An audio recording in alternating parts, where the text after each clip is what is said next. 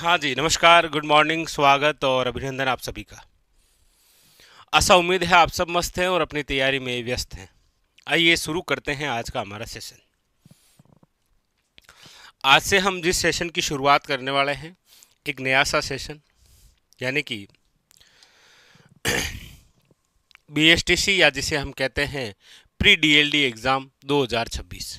जी हाँ, आप सब जानते भी हैं कि फॉर्म जो आवेदन है वो आपके 6 लाख के पार है और इस बार जो सीटें हैं वो है आपके 25,970।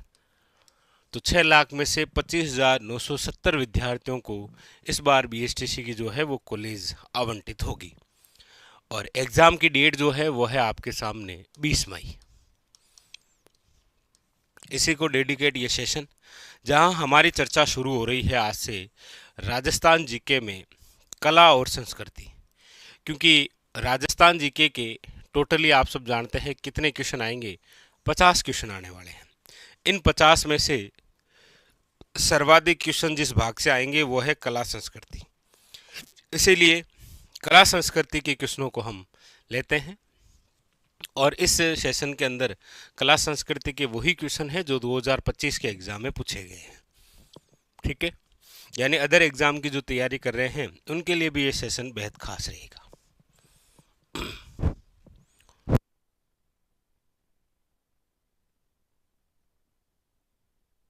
लीजिए, ये रहा आपके कोटिले क्लासेस ऐप पर जो है वो है आपके अवेलेबल है बीएसटीसी का कोर्स, जो कि आपके कल से ही क्लासें इसके अंदर शुरू हुई है। तो कुटिल क्लासेस ऐप जो है वो डाउनलोड करके आप ये कोर्स परचेज कर सकते हैं।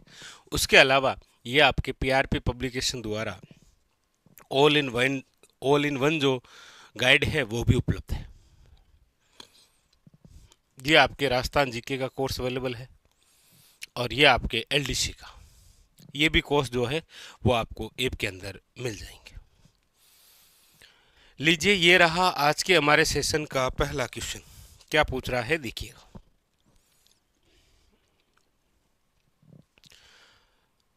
निम्नलिखित कथनों को ध्यानपूर्वक पढ़ें। आपके सामने दो कथन दिए गए हैं और इन दोनों कथनों को आपको ध्यानपूर्वक पढ़ना है। लीजिए, पहला कह रहा है कि उन्हें महाभारत के पांडुन का कड़ा के सभी 2500 जो दोहे हैं सुनाने वाले आखिरी कुछ कलाकारों में से एक माना जाता है। इनमें से एक कोई कलाकार है जिनके बारे में ये बात कही गई है कि वे ऐसे कलाकार हैं जिनको महाभारत के पांडुन का कड़ा के सभी 2500 दोहे याद हैं।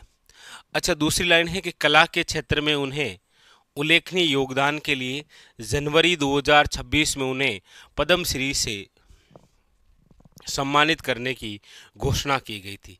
दो बातें हैं, एक तो इनमें से ऐसे कौन से व्यक्ति हैं जिनको कला के क्षेत्र में 2026 का पद्मश्री, लेकिन उनका संबंध जो है वो इन महाभारत के पांडुन का कड़ा के सभी 2500 दोहे सुनाने वालों कलाकारों में से है। तो आप कहेंगे सर वो जो कलाकार हैं, ये दोनों कथन जिस कलाकार से संबंधित है वो है, आपके याद रखिएगा, गफरुद्दीन मेवाती जोगी। याद रखिएगा, वेरी वेरी इंपॉर्टेंट। याद रखिएगा कौन है, याद रखिएगा गफरुद्दीन मेवाती जोगी। और याद रखिएगा, चलिए कमेंट करके बताइए इनका संबंध जो है वो किस जिले से है, कहाँ से है, ये कमेंट करिए। गफरुद्दीन मेवाती जोगी जो है वो निम्न में से कहाँ से संबंधित हैं। दोनों दोनों जो कथन है वो किससे संबंधित है, तो याद रखिएगा Gafruddin Mewati Jogi. Very very important. ठीक है, बताइएगा।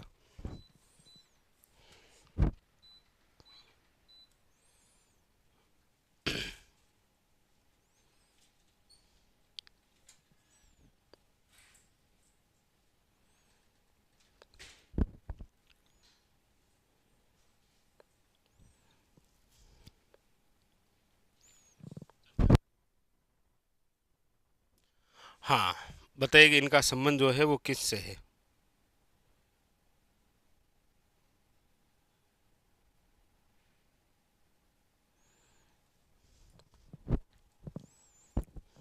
बिल्कुल बिल्कुल सभी के साथ।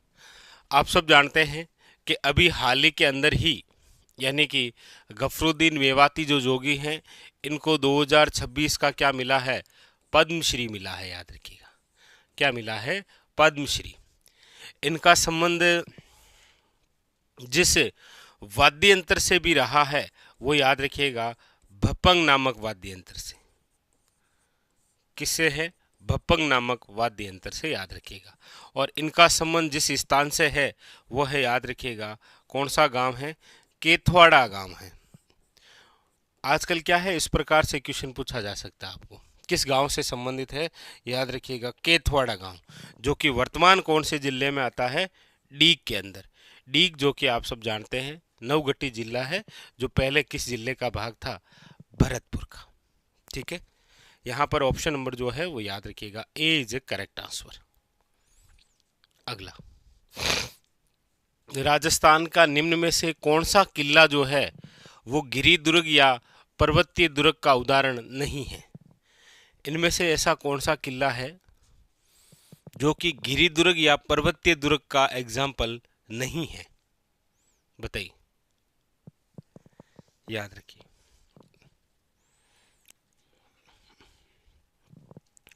यानी कि कौन सा ऐसा किला है जो गिरी या फिर पर्वतीय दुर्ग की श्रेणी में नहीं आता है?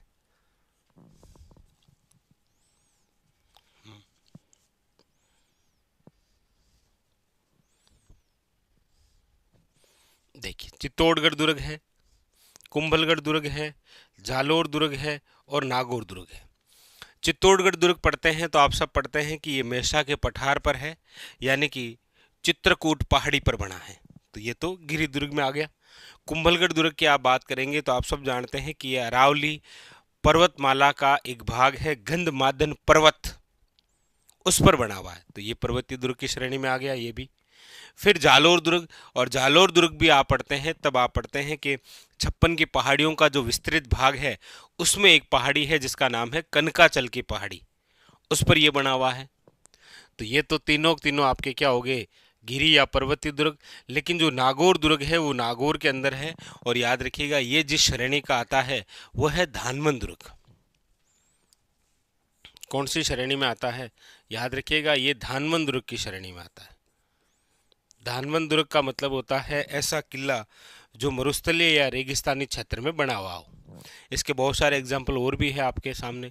सोनार किला है जैसलमेर वाला, आपके जूनागढ़ किला है बीकानेर वाला।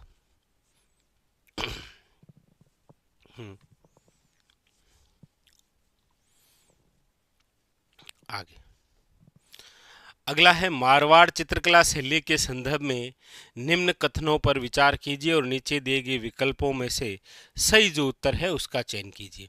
यानी कि यहाँ पर जो बात है वो किस चित्र शैली के बारे में है?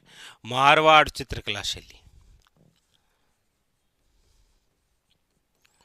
मारवाड़ चित्र शैली,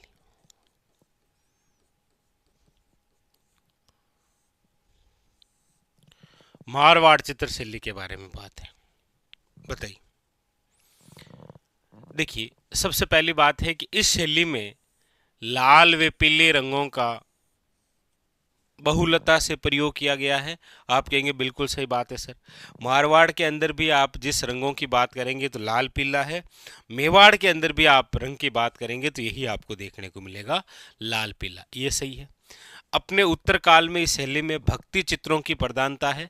आप कहेंगे बिल्कुल सही बात है सर, ये भी सही है। ए व बे दोनों सही है, यानी ऑप्शन नंबर है सी। और ये जो मारवाड़ चित्र शैली है, इसके हम शुरुआत की यदि हम बात करते हैं तो इसकी जो शुरुआत है वो हुई थी आपके राव मालदेव के समय। किसके समय हुई थी? राव मालदेव के समय। और राव मालदेव द्वारा एक महल बनाया गया था जिसका नाम है चौखेड़ाव महल। और इसी चौखेड़ाव महल के अंदर राम रावण युद्ध के क्या हुए? चित्रण हुए, और यहीं से शुरुआत मानी गई है। याद रखिएगा, बात है 16वीं शताब्दी की। इसी से क्या मानी गई है? शुरुआत मानी गई है। तो यहां पर ऑप्शन नंबर जो है वो क्या हो जाएगा? सी इज ए करेक्ट आंसर। अगला, अगला है चंद्रभागा मेला प्रतिवर्ष कार्तिक माह के अंदर लगता है, निम्न में से किस स्थान पर आयोजित होता है? देखिए हमारे राजस्थान में यदि हम कहें कार्तिक माह पर,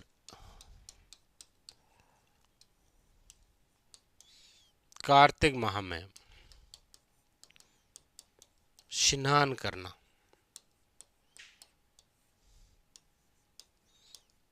शुभ माना गया। कौन कौन सी झीलों में?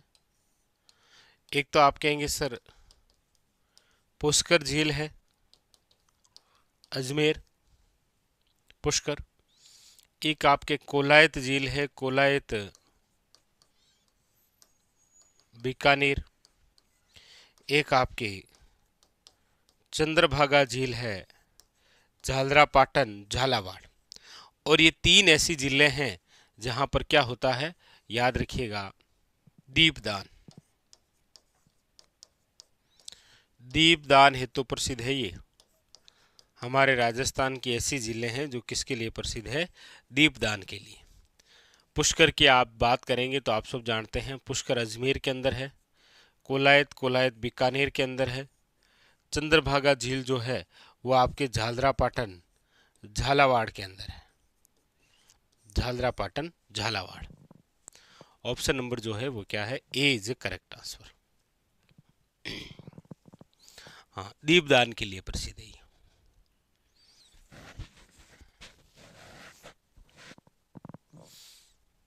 चलिए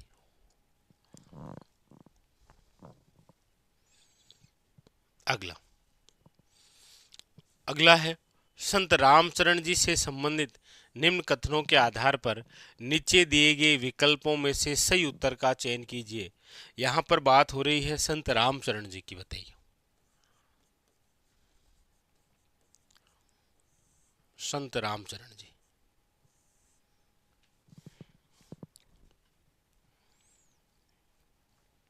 संत रामचरण जी के बारे में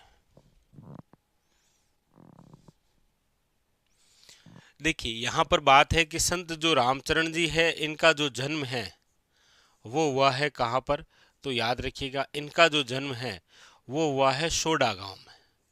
सोडा गांव जो है वो वर्तमान के अंदर कौन से जिले में आता है, याद रखिएगा टोंक जिले में। ठीक है। दूसरी बात, यहाँ पर फिर निधन की बात दे रखी है कि इनकी जो मृत्यु है वो कहाँ हुई थी, तो याद रखिएगा वही है आपके शाहपुरा।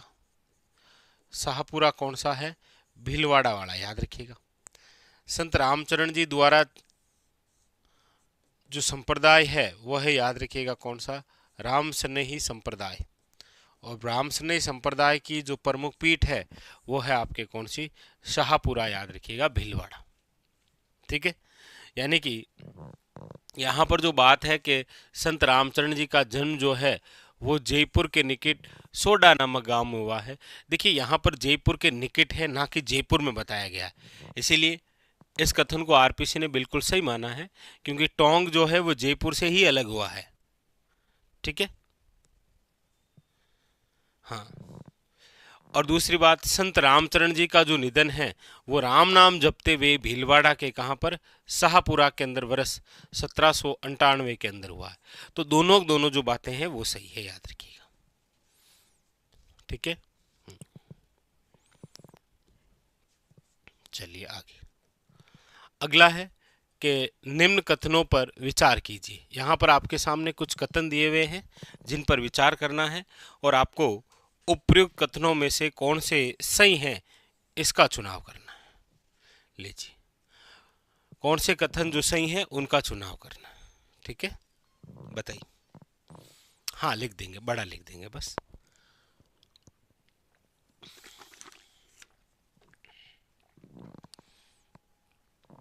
लीजिए,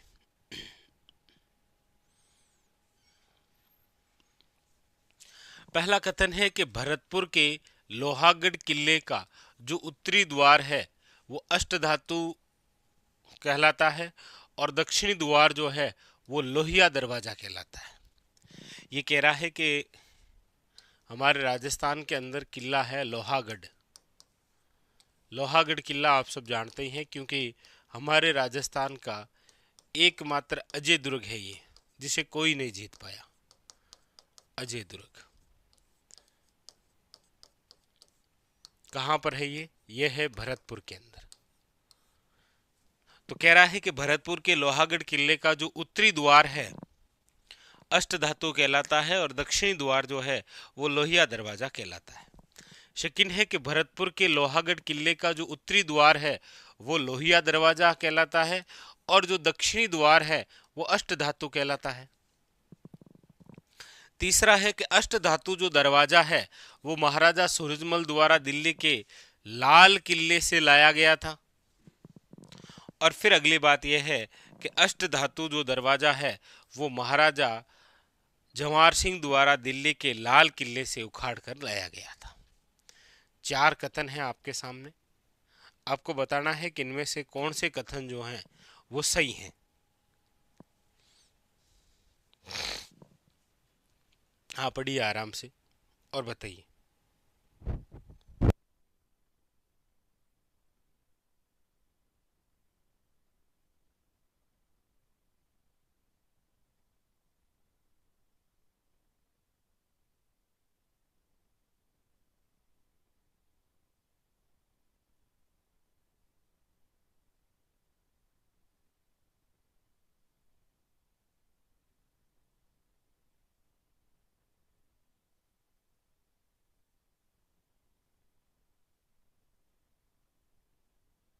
तो आप कहेंगे सर कि भरतपुर के लोहागढ़ किले की यदि हम बात करते हैं तो आप सब जानते हैं कि इसका जो उत्तरी द्वार है, उत्तरी जो द्वार है वो कौन सा है? याद रखिएगा, अष्ट धातु दरवाजा। क्या है? अष्ट धातु दरवाजा। और ये अष्ट धातु जो दरवाजा है, याद रखिएगा, जवाहर सिंह जो है वो कहाँ से लाए थे? याद रखिएगा, दिल्ली के लाल किले से उखाड़ कर लाए थे। दिल्ली के लाल किले से।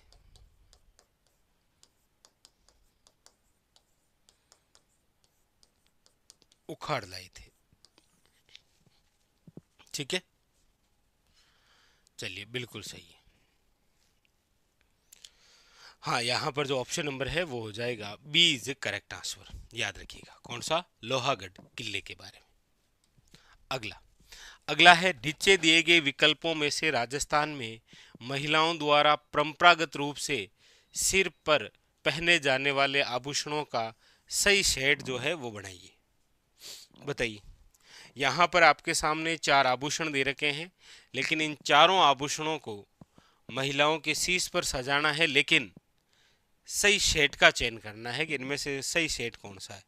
बोर है, शीशपुल है, झेला है, टिकड़ा है। बोर है, शीशपुल है, झेला है या हंकर है। बोर है, पोट है, नेवरी है या चोप है। बोर है, शीशपुल है, रकड़ी है या टिकड़ा है। बताइए। यानी कि महिलाओं द्वारा परंपरागत रूप से सिर पर पहने जाने वाले आभूषणों का सही सेट इनमें से कौन सा बैठता है, ये बताना है आपको। सिर पर, किस पर पहनना है? सिर पर। तो आप कहेंगे सर बोर, रखड़ी, शीशफुल या फिर टिकड़ा। सिर पर पहने जाने वाले इनमें से ये 4 प्रमुख है भाई। या तो बोर पहनिया करें, या फिर पूरा रकड़ी सेट आएगो आजकल, या फिर शीशपुल आएगो, या फिर टिकड़ा आएगा। हाँ, तो याद रखिएगा, यहां पर जो ऑप्शन नंबर है वो क्या हो जाएगा? D is A correct answer. याद रखिएगा।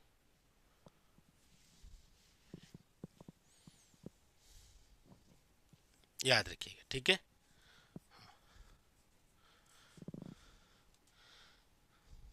नहीं नहीं, सारे एक साथ नहीं पहनाना है, सारे एक साथ नहीं पहनते हैं ना।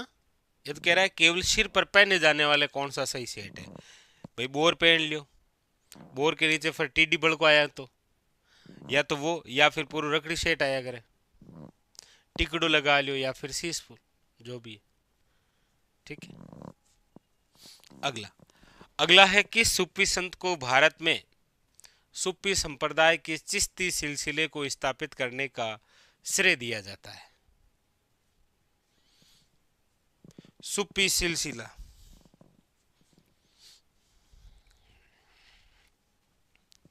बताइए।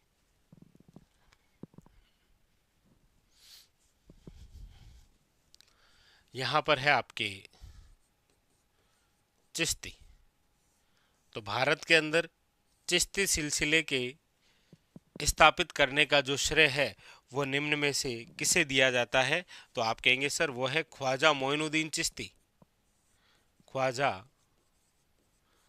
मोइनुद्दीन चिश्ती।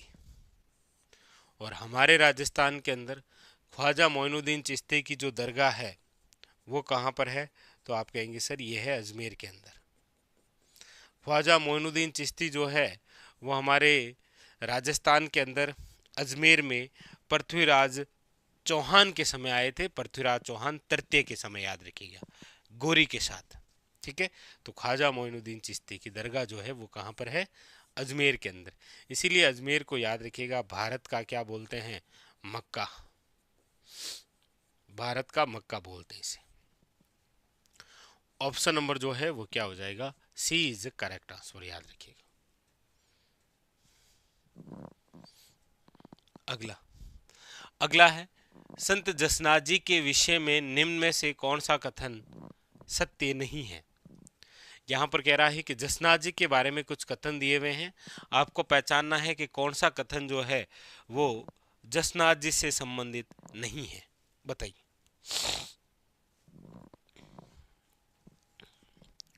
कौन सा कथन जो है वो जसनाथ जी से संबंधित नहीं है? तो आप कहेंगे सर पहली लाइन लिखी हुई है कि प्रसिद्ध घुड़ला नृत्य जो है वो इस संप्रदाय से संबंधित है। आप कहेंगे नहीं सर, जब जसनाथ जी द्वारा स्थापित जो संप्रदाय है जिसका नाम है जसनाती संप्रदाय, और जसनाती संप्रदाय के जो सिद्ध पुरुष हैं उनके द्वारा जो नृत्य किया जाता है वो कौन सा है? याद रखिएगा, अग्नि नृत्य है। तो ये घुड़ला नृत्य जो है ये तो कहाँ का है? मारवाड़ का। तो यहाँ पर ऑप्शन नंबर जो है वो क्या हो जाएगा? ए इज ए करेक्ट आंसर, याद रखिएगा। ठीक है, बाकी देख लीजिए। इस संप्रदाय का प्रमुख धार्मिक स्थल कतरियासर बीकानेर है। जसनाथ जी के विषय में गुरु गोरखनाथ जी का शिष्य होने की मान्यता है। उन्होंने धार्मिक कर्मकांडों और अंधविश्वासों का विरोध किया था। सही है, तो ऑप्शन नंबर जो ए है वो क्या है आपके सामने? इनकरेक्ट है, याद रखिए। चलिए आगे। अगला है कि राजस्थान के निम्न लोक नृत्यों को उनके प्रदर्शन स्थानों के आधार पर सुमेलित कीजिए और नीचे दिए गए विकल्पों में से सही उत्तर, यानी सूची फर्स्ट के अंदर नृत्य दे रखे हैं और सूची सेकंड के अंदर स्थान दे रखे हैं। आपको मिलान करना है कि कौन सा नृत्य किस स्थान से संबंधित है, बस बताइए।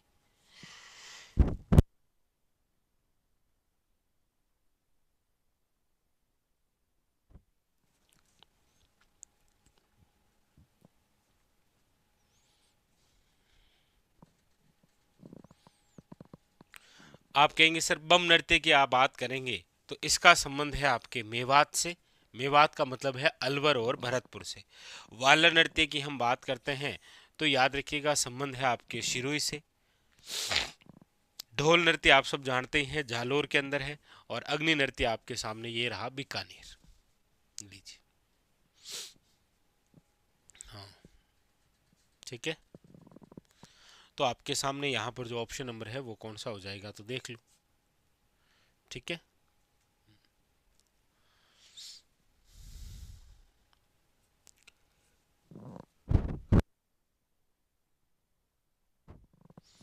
सारे वही क्वेश्चन है, आपको पता भी तो लगना चाहिए कि किस प्रकार के क्वेश्चन आ रहे हैं अभी।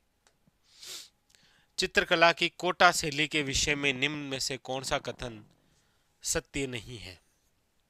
आपके सामने बात है यहाँ पर कौन सी चित्र शैली की? कोटा चित्र शैली।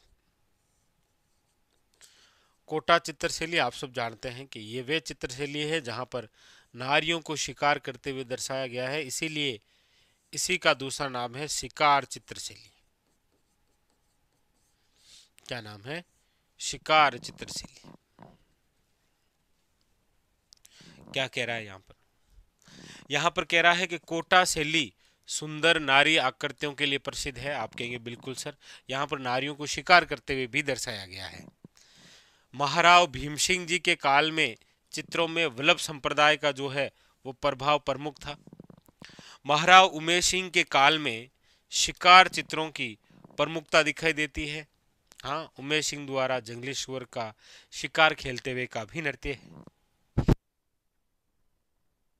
कोटा शैली जो है वो जयपुर शैली से पृथक होकर स्वतंत्र शैली के रूप में विकसित हुई। आप कहेंगे सर कोटा चित्र शैली जो है वो हाड़ौती स्कूल का हिस्सा है, ना कि ढूंढाड़ स्कूल का। तो डी जो है वो क्या हो जाएगा अपने, गलत हो जाएगा। अगला, राजस्थान के दुर्गों और उनके प्रकारों के निम्नलिखित युग्मों में से कौन सा युग्म सम्मिलित नहीं है? एक तरफ किलों के नाम है और एक तरफ किस श्रेणी का किला है ये दे रखा है। आपको पहचानना है कि इनमें से कौन सा जो है वो गलत है। बताइए।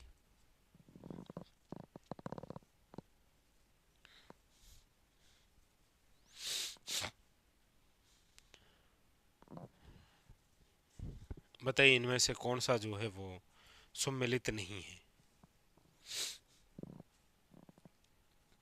देखिए, जैसलमेर दुर्ग आपके सामने दे रखा है धानवंत दुर्ग। धानवंत दुर्ग का मतलब है मरुस्थल या रेगिस्तान में निर्मित, सही है।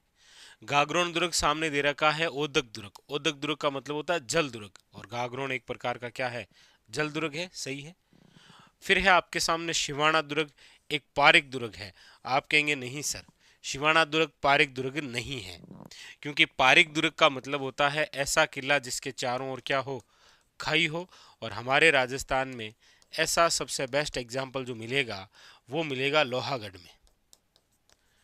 लोहागढ़ जो किला है वो किस प्रकार का है, पारिक दुर्ग है। ये तो वन दुर्ग की श्रेणी में आता है।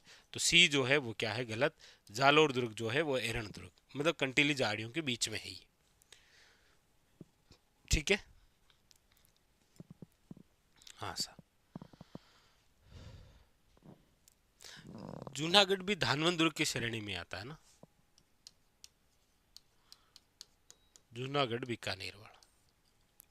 तो यहाँ पर ऑप्शन नंबर जो है वो क्या हो जाएगा, सी। अगला, अगला है आपके सामने कि तोरावटी और चौरासी किस बोली की मुख्य उपबोलियां हैं? बताइए, ये किन की मुख्य उपबोलियां हैं?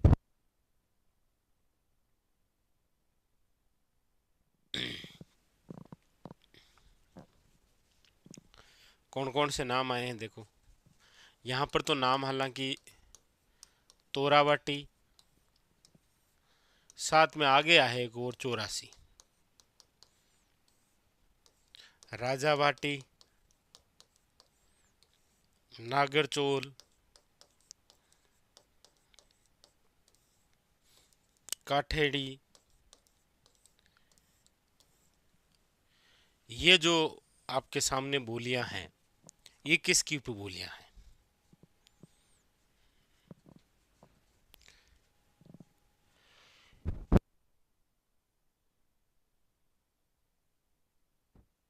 बिल्कुल, तो आप सही कहेंगे कि सर ये सारी की सारी जो बोलियां हैं वो किसकी है, ढूंढाड़ी की। लेकिन दो बातें आप जरूर याद रखिएगा। कौन सी? एक तो आपको पूछी जाती है कि तोरावाटी बोली किसकी उपबोली है, और एक आपको पूछी जाती है शेखावटी जो है वो किसकी उपबोली है। दोनों को ध्यान रखना है। तोरावटी जो है वो तो है ढूंढाड़ी की उपबोली, शेखावटी जो है वो आपको याद रखना है मारवाड़ी की उपबोली। ऐसे कैसे आपको याद रखना है, एक तो है आपके मेवाड़ी और एक है हाड़ौती। एक है मेवाड़ी और एक है आपके हाड़ौती। याद रखिएगा, मेवाड़ी जो है वो तो है मारवाड़ी की उपबोली, और हाड़ौती जो है वो है ढूंढाड़ी की उपबोली। ये भी थोड़ा सा ध्यान रखना है।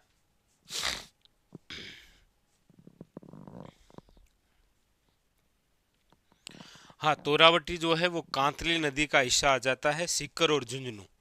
और सीकर और झुंझुनू आज भी जिस संभाग में है वो है जयपुर संभाग। ठीक है, अगला, मारवाड़ी किसकी बोली है? मारवाड़ी जो है वो किसकी बोली है, यानी कौन से क्षेत्र की बोली है?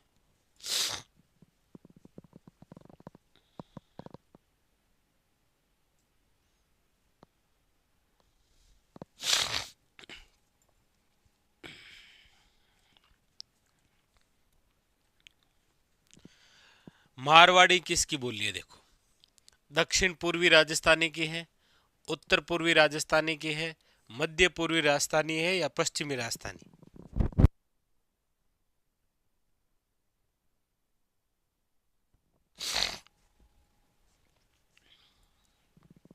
तो आप सब जानते हैं कि सर मारवाड़ी बोली है और मारवाड़ क्षेत्र में बोली जाती है, और मारवाड़ इलाका आ गया है आपके जोधपुर,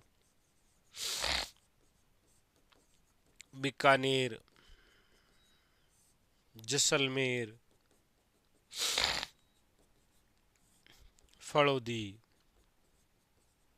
बाड़मेर, बालोतरा, नागौर, पूरी इसी एरिया के अंदर ये बोली है। और ये सारे स्थान किस में आते हैं? पश्चिमी राजस्थान में, याद रखेंगे। ठीक है। लेकिन आपको पूछ लिया जाए कि विशुद्ध मारवाड़ी कहाँ बोली जाती है? विशुद्ध जो मारवाड़ी है वो कहाँ बोली जाती है? तो विशुद्ध जो मारवाड़ी है वो बोली जाती है आपके जोधपुर में, याद रखिएगा। विशुद्ध रूप से जो मारवाड़ी है वो कहाँ बोली जाती है? जोधपुर के अंदर, याद रखिएगा।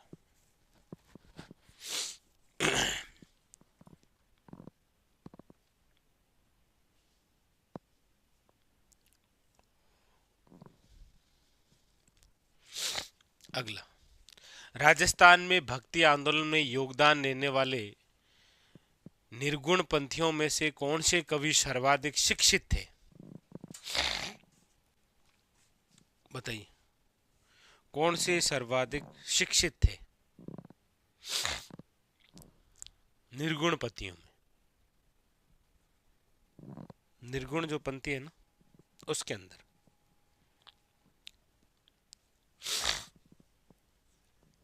कौन कवि सर्वाधिक शिक्षित थे, ये पूछा जा रहा है।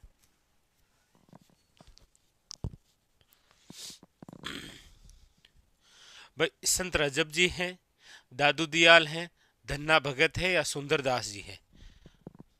तो राजस्थान में भक्ति आंदोलन में योगदान भी दिया, लेकिन यहां पर एक बात यह भी है कि वे सर्वाधिक शिक्षित भी थे और निर्गुण पंथियों में से भी थे।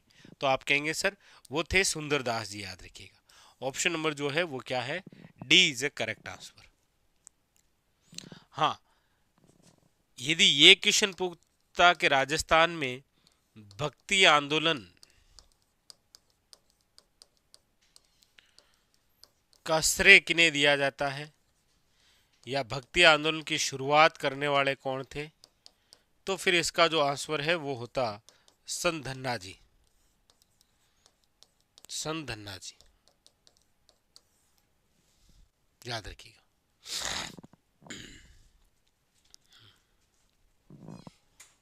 अगला, अगला है निम्नलिखित में से राजस्थानी भाषा और साहित्य पुस्तक के लेखक कौन है? राजस्थानी भाषा और साहित्य पुस्तक के लेखक कौन है? मोतीलाल मेनारिया है, अगरचंद नाहटा है, सीताराम लालस है, या एल पी टेशिटोरी है? राजस्थानी भाषा और साहित्य नामक एक पुस्तक है, उसके लेखक कौन है? राजस्थानी भाषा और साहित्य, तो याद रखिएगा राजस्थानी भाषा और साहित्य पुस्तक के जो लेखक हैं वो है आपके मोतीलाल मेनारिया, याद रखिएगा। इनकी पुस्तक है राजस्थानी भाषा और साहित्य। इन्होंने ही, मोतीलाल मेनारिया ने ही हमारे राजस्थान के अंदर 5 प्रकार की बोलियों का वर्गीकरण किया था, याद रखिएगा। मारवाड़ी, वागड़ी, आपके मालवी, मेवाती और ढूंढाड़ी, याद रखिएगा। इन्होंने ही ये वर्गीकरण किया था। कि ये राजस्थान है और इसके अंदर एक तो यहाँ पर बताई कौन सी, मारवाड़ी, यहाँ पर बताई इन्होंने वागड़ी, यहाँ पर बताई इन्होंने मालवी, यहाँ पर बताई इन्होंने मेवाती और यहाँ पर इन्होंने बताई ढूंढाड़ी। ये वर्गीकरण भी किसके द्वारा किया गया है? मोतीलाल मेनारिया द्वारा, जिनकी रचना है राजस्थानी भाषा और साहित्य। अगला, निम्नलिखित में से कौन सा युग्म सही सुमेलित है? इनमें से कौन कौन से सही दे रखे हैं? एक तरफ राजस्थानी कवि है और एक तरफ ग्रंथ है, बताइए। एक तरफ राजस्थानी कवि है और एक तरफ आपके सामने ग्रंथ है। पूछा जा रहा है कौन से सही है। तो देखिए, जिनराज सूरी की रचना दे रखी है सभा पर्व, बादर ढाडी की रचना दे रखी है वीर मायण, दुर्सा आडा की रचना है विरुद्ध छेत्री और अविंद्रनाथ ठाकुर की रचना है बापादित्य। पूछा जा रहा है आपको कौन सा युग्म जो है वो सही है यहाँ। तो आप कहेंगे सर यहाँ पर ये सारी जो बातें हैं वो सही दे रखी है, कहीं कोई दिक्कत नहीं है, सारी सही है। अगला, राजस्थान के लोक गीतों के साथ बजने वाले वाद्यों का चयन कीजिए। यानी कि इनमें से ऐसे कौन से वाद्य यंत्र हैं जो लोक गीतों के साथ बजते हैं, बताइए। लोक गीतों के साथ बजने वाले कौन कौन से हैं?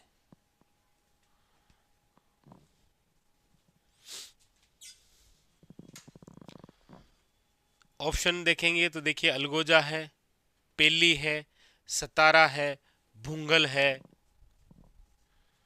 कौन से हैं? तो आप कहेंगे सर ये तो हम सारे ही पढ़ते हैं, सारे के सारे जो वाद्य यंत्र हैं वो हम पढ़ते हैं, ठीक है। यानी कि यहाँ पर ऑप्शन नंबर जो है वो ओ लबो हो जाएगा, ऑप्शन नंबर डी।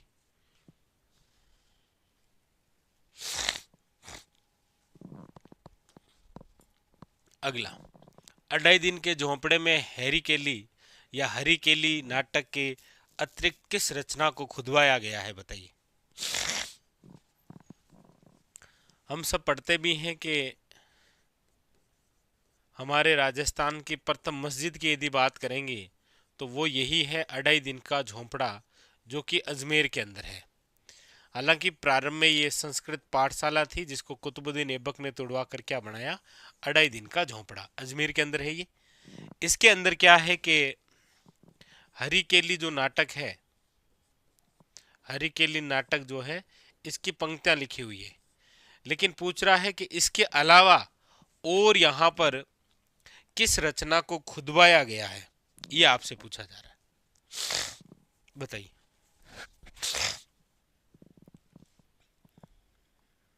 और कौन सी रचना को खुदवाया गया है? तो आप कहेंगे सर अढ़ाई दिन के झोंपड़े में, याद रखिए ये जो हरिकेली नाटक है ये तो किसकी रचना है? तो आप कहेंगे सर विग्रहराज चतुर्थ की। और इसके अलावा यहाँ पर जिस रचना को खुदवाया गया है वो है, याद रखिएगा, ललित विग्रहराज, ललित विग्रहराज। और ललित विग्रहराज किसकी रचना है? याद रखिएगा सोमदेव की। सोमदेव कौन है? विग्रहराज चतुर्थ का दरबारी। तो ये रचना भी यहां खुदी हुई है, याद रखिएगा, ठीक है।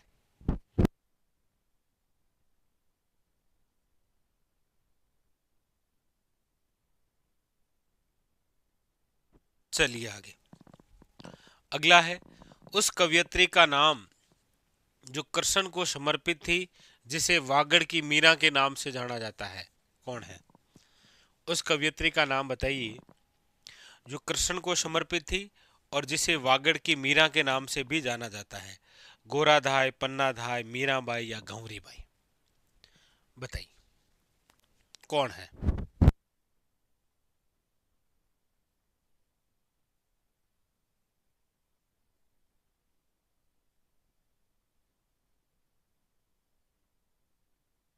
तो देख लीजिए, यहां पर वागड़ की मीरा पूछ रहा है और बहुत प्रसिद्ध क्वेश्चन रहा है ये, वो है आपके सामने, याद रखिएगा, गौरी बाई।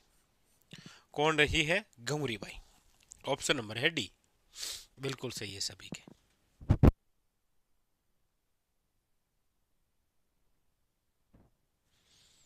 अगला, राजस्थान की दूसरी मीरा जो है संत रानाबाई का जन्म कहाँ हुआ है? बताइए। राजस्थान की दूसरी मीरा।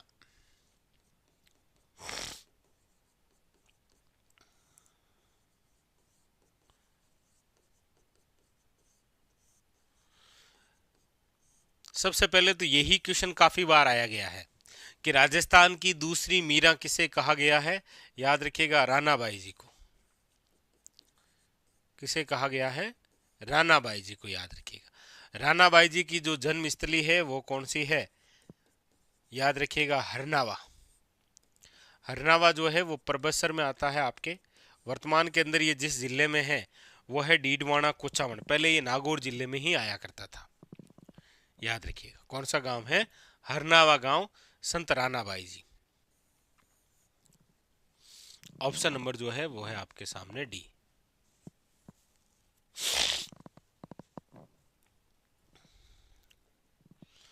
केला देवी को किन का अवतार माना गया है? बताइए। केला देवी जो है वो किन का अवतार माना गया है?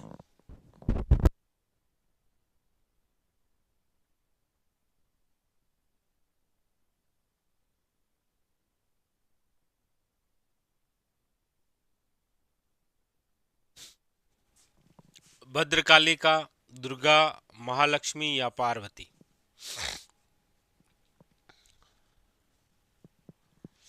बताइए।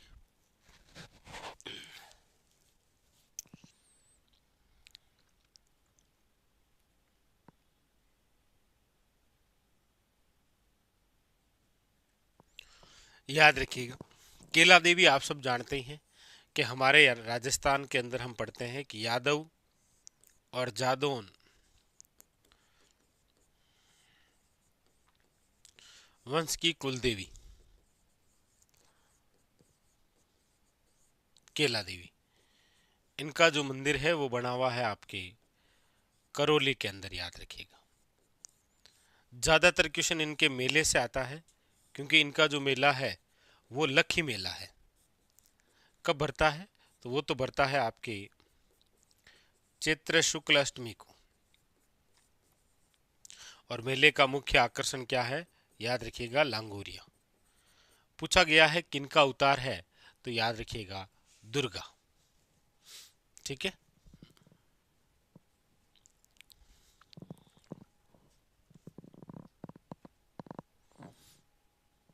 ऑप्शन नंबर है बी। हाँ, मंदिर जो है वो याद रखिएगा जिस पर्वत पर है वो तो पर्वत है आपके, याद रखिएगा, त्रिकूट पर्वत। जिसने बनाया है उसका नाम है, याद रखिएगा, गोपाल सिंह। जिस नदी के किनारे है वो है कालीशील नदी। इस मंदिर के जस्ट सामने, याद रखिएगा, एक छतरी है आपके, किन की? बोहरा की। बोहरा की छतरी बनी हुई है और यहीं पर हनुमान जी का मंदिर भी है, याद रखिएगा। ठीक है।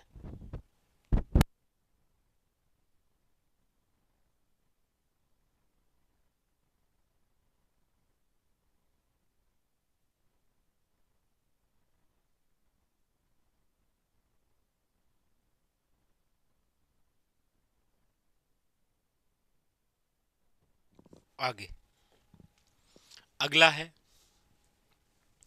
लोक देवी के बारे में निम्नलिखित कथनों पर विचार करो। लोक देवी के बारे में यहाँ पर कुछ कथन दे रखे हैं, उनके बारे में आपको विचार करना है। बताइए, कौन सी लोक देवी के बारे में यहाँ पर ये चर्चा हो रही है?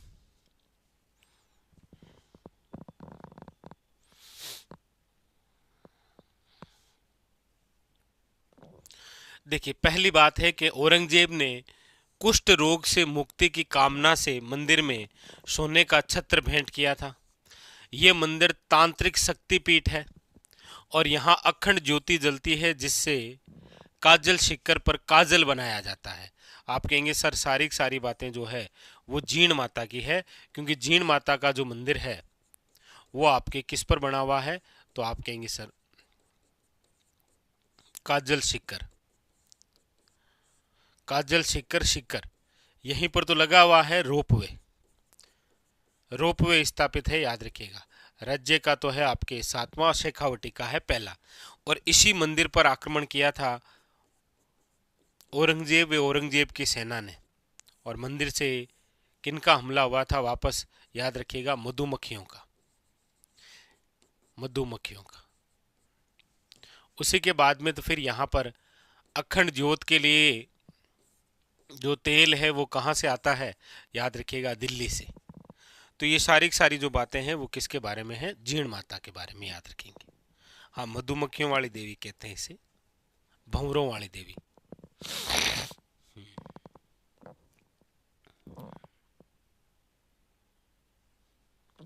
ठीक है, आगे अगला है बूंदी में रानी जी की बावड़ी का निर्माण 1699 में किसने करवाया था?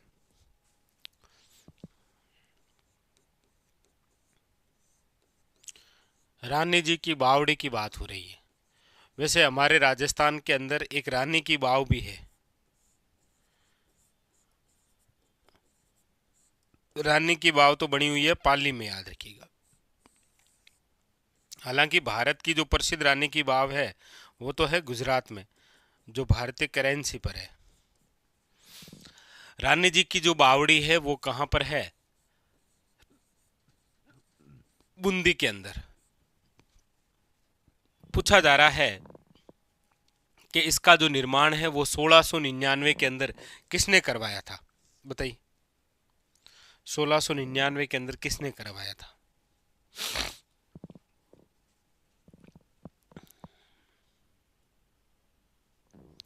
तो याद रखिएगा रानी जी की बावड़ी का जो निर्माण है वो करवाया है आपके 1699 के अंदर। किसने? याद रखिएगा नाथावती ने, रानी नाथावती। ऑप्शन नंबर क्या है? सी। इसी रानी जी की बावड़ी को याद रखिएगा बावड़ियों का शिरमोर कहते हैं। बावड़ियों का क्या कहते हैं? शिरमोर। बूंदी, बूंदी आप सब जानते हैं, जिसे आप कहते हैं बावड़ियों का शहर, सिटी ऑफ स्टेप वेल्स, बावड़ियों का शहर। ऑप्शन नंबर जो है वो क्या है? सी इज ए करेक्ट आंसर।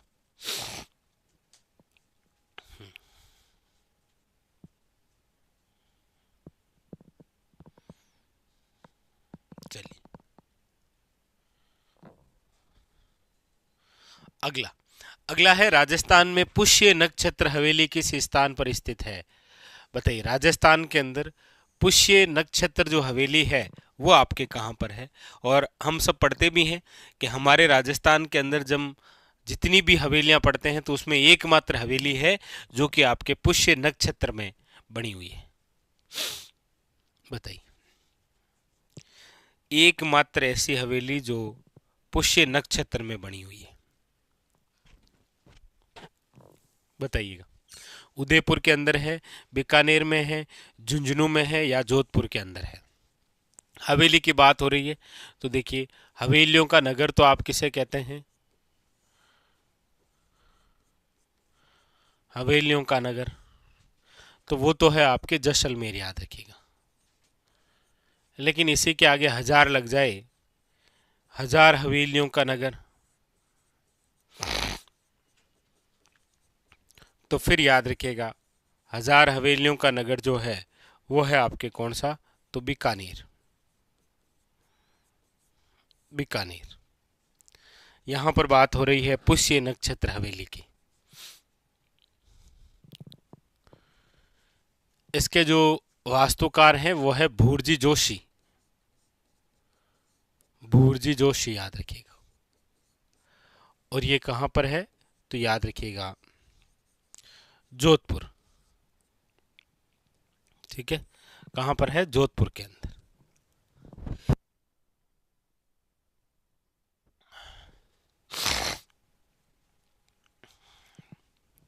ठीक है, तो ये जरूर याद रखिएगा पुष्य नक्षत्र हवेली। बहुत अच्छा क्वेश्चन है, क्योंकि एकमात्र हवेली है जो कि आपके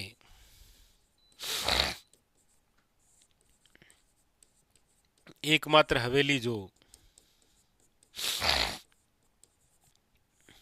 पुष्य नक्षत्र में, इसीलिए ये खास है, इसीलिए इसका नाम है पुष्य नक्षत्र हवेली। Very very important. ठीक है जी, चलिए तो यहाँ पर ऑप्शन नंबर जो है वो क्या हो जाएगा, D is A correct answer. चलिए तो ये थे आज के हमारे इस सेशन के अंदर आपके राजस्थान जीके में कला संस्कृति से संबंधित महत्वपूर्ण 25 क्वेश्चन।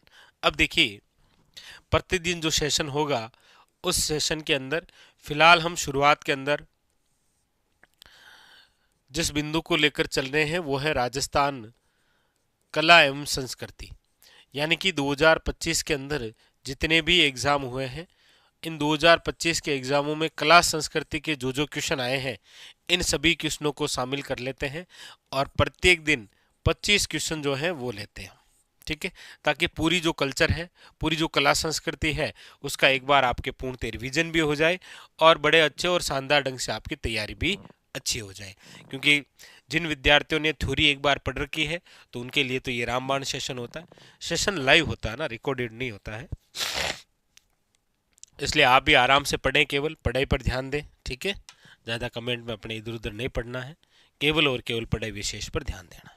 ठीक है जी, चलिए फिर मिलते हैं अगले सेशन में। आज के लिए इतना ही, धन्यवाद आप सबका।